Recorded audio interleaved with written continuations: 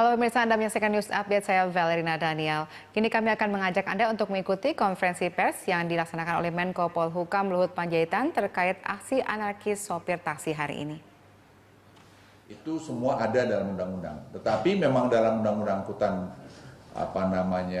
itu tidak terbayangkan juga bahwa ada ojek gojek seperti sekarang ini. Karena yang diatur dalam undang-undang tahun 2009 itu hanya kendaraan beroda 4 dan roda 3. Nah, oleh karena itu teman-teman sekalian, supaya kita semua menyampaikan kepada taksi baik itu Bluebird maupun Express maupun Gojek maupun Grab atau yang lain pun menahan diri untuk tidak melakukan lagi tindakan-tindakan seperti tadi.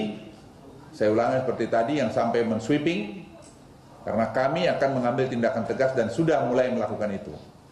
Tapi masalah tadi keadilan, tadi Presiden sudah memberikan perintah sama saya 15 menit yang lalu, itu akan kita pelajari dengan cermat. Menteri Kominfo dan Menteri Perhubungan nanti akan duduk sama-sama melihat bagaimana ini kita bisa selesaikan. Dan saya hanya minta sekali lagi pada semua, jangan ada provokator yang bermacam-macam terhadap ini. Kami akan sekali lagi tindak tegas terhadap ini. Jadi itu yang ingin saya sampaikan. Selanjutnya saya silakan Bapak Wakapolda untuk memberikan tambahan. Terima kasih. Assalamualaikum warahmatullahi wabarakatuh. Saya hormati Pak Menko Polhukam, Pak Menteri Kominfo, Pak Kasdan. Izinkan dalam kesempatan ini saya menyampaikan berkaitan dengan adanya aksi demo dari paguyuban pengemudi angkutan darat. Terdiri dari berbagai macam supir, baik itu supir taksi, supir bajai dan sebagainya. Jumlah pendemo tadi diperkirakan ada sekitar 6.000 itu di depan istana, Pak. Terus 4.000 di Kominfo dan sekitar 2.000 di depan DPR MPR. Namun akhirnya mereka semua intinya adalah ke istana dan Kominfo. Dan alhamdulillah sudah bisa kita atasi, meskipun di sana sini juga ada yang secara sporadis melakukan sweeping terhadap teman-teman taksi yang tetap mengangkut dan di stop oleh teman-temannya. Dan alhamdulillah sudah kita tangkap sekitar 83 orang dan sekarang sedang kita proses apakah menjadi tersangka dan sebagainya. Saya harapkan ke depan tidak lagi ada demo. Itu boleh apa yang disampaikan Pak Luhut tadi sesuai dengan undang-undang untuk menyampaikan pendapat di muka umum. Tapi ada ketentuannya bahwa tidak boleh melakukan demo secara anarkis. Alat-alat pun yang dibawa sesuai ketentuan tidak boleh membawa senjata tajam fakturan yang detail di dinas atau di Kominfo sama sementara itu disampaikan aplikasinya jalan aja dua-duanya, jadi jangan dibuat dulu kan, jadi untuk kepentingan konsumen. Saya kira ada pertanyaan. Ya. Bapak sempat bilang bahwa akan berusaha mengumpulkan hasil keadilan. Namun apa yang akan dilakukan? Itu pertama. Yang kedua, padahal konflik horizontal di lapangan sudah banyak terjadi. Apa yang akan bisa dilakukan agar mencegah konflik horizontal terjadi kembali? Ya, kami sedang pelajari sekarang. Tadi baru Pak Rudi membisikin saya, kita sedang pelajari. Saya sudah sebutkan tadi, besok saya berharap Pak Kominfo dengan Pak Jonan akan duduk dan kami untuk melihat mana-mana yang harus disesuaikan. Karena online ini, aplikasi ini terus terang tidak terbayang. Anda pun, saya pun tidak terbayang bahwa bisa seperti begini, jadi cost-nya jadi murah. Memang kalau saya boleh nyinggung sedikit dari aspek bisnisnya, memang overhead daripada seperti taksi-taksi yang sudah ada itu memang lebih tinggi daripada yang aplikasi ini. Karena aplikasi ini orangnya ada banyak, hanya main gini aja, itu juga mengakibatkan lebih murah. Nah, sekarang kita mesti cari di mana membuat ini seperti yang perintah Presiden, supaya mencoba membuat keadilan itu lebih bagus lagi. Tapi saya pikir keadilan itu pun juga jalan harus dari dua pihak, tidak bisa hanya dari satu pihak saja. Dan perlakuan tadi yang untuk yang taksi yang sudah yang reguler ini, konvensional ini dengan yang tadi aplikasi, memang ada hal-hal yang mereka harus sama, yaitu seperti tadi izin, kemudian pendaftaran, kemudian pajak dan sebagainya itu harus sama. Nah, yang menjadi beda nanti masalah cost efficiency karena tadi overhead dari mereka itu berbeda. Kita mesti mencari nanti jalan keluarnya. Ya. Tadi kan juga dari perwakilan dari PPAD datang ke sini juga untuk memberikan aspirasi mereka itu. Tanggapannya seperti apa nih Pak? Hasil dari pertemuan antara PPAD dengan Menkominfo dan juga datangnya ke sini tadi perwakilan tersebut Pak? Ya, ini tadi yang kita bicarakan ini. Kita sikap pemerintah seperti itu. jadi Pak Rudi tadi bicara sama saya, kita akan menyelesaikan itu dengan baik. Mereka sendiri dengan tanggapannya katanya kan ada keadilan. Tanggapan dari mereka sendiri memberikan Ya kan nggak bisa overnight, Dek. Nggak bisa kita ngomong sekarang besok jadi, nggak kan. Tapi pasti kita akan mengarah sana karena itu sudah ada perintah dari Presiden.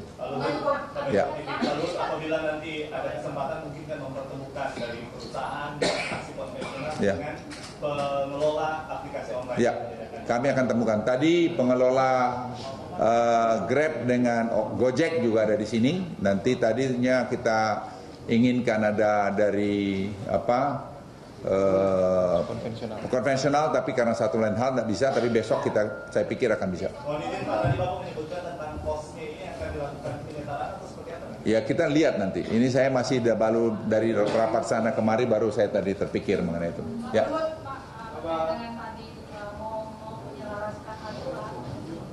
Terkait dengan penyelarasan aturan Pak, kan ada permintaan dari Pak Jonan ke Pak Rudiantara untuk memblokir sementara aplikasi dari transportasi apps ini. Nah, kira-kira akan diambil langkah itu apa enggak Pak?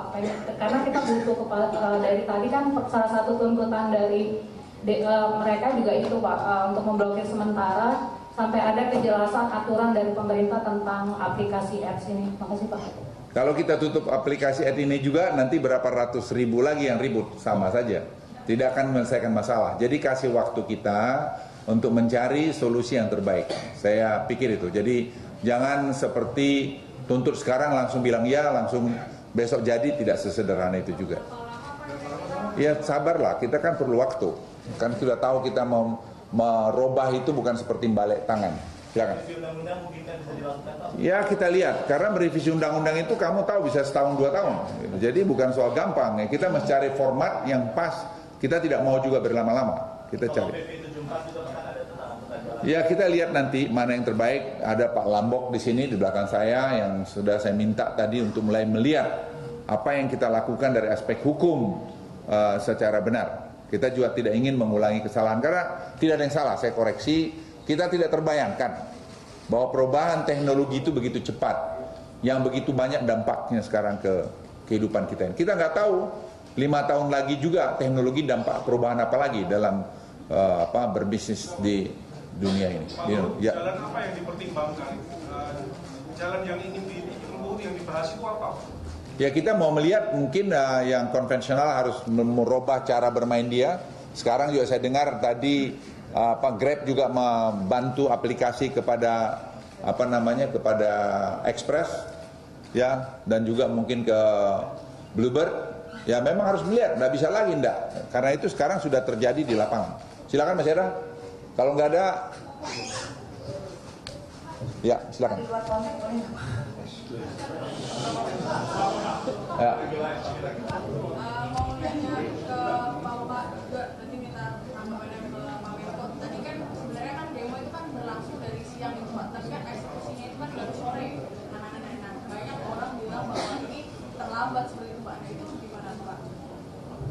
Sebelumnya demo itu diperbolehkan di 3 titik.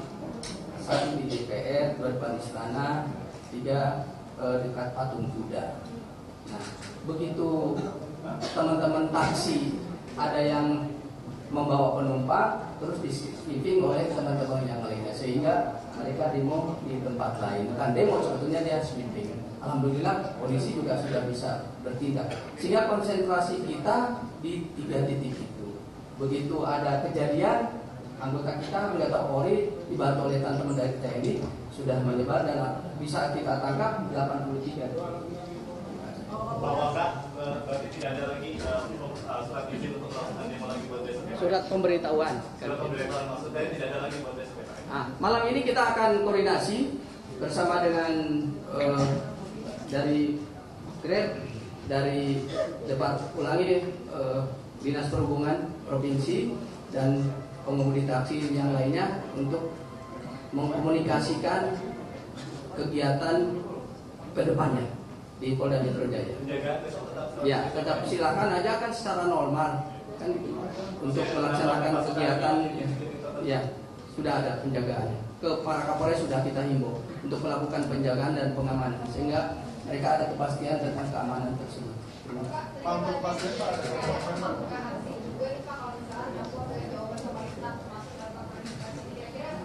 Tetap kita aman, kita amankan. Kalau demo kan tiap hari juga ada 14 titik lah tiap hari demo, termasuk yang ini. Pak Luhut, Pak mungkin menyampaikan satu hal yang konkret dari Menkominfo yang dibicarakan dengan Kemenhub nanti yang paling konkret. Ya, nanti kita akan besok kita bicara. Izin Pak Rudi boleh Pak? Ya. Ya, Pak Menko udah sampaikan yang sudah dong. Ya, oke, masih lain. Kalau nggak ada terakhir pertanyaan. Apa polisi melihat ada kemungkinan ada aktor intelektual di balik demo yang? Nggak ada lah, kita yang belum lihat dia itu nanti kalau ketahuan akan ketahuan juga. Tapi saya kira belum lihat sekarang. Ya. Oke, terima kasih. Wassalamualaikum warahmatullahi wabarakatuh.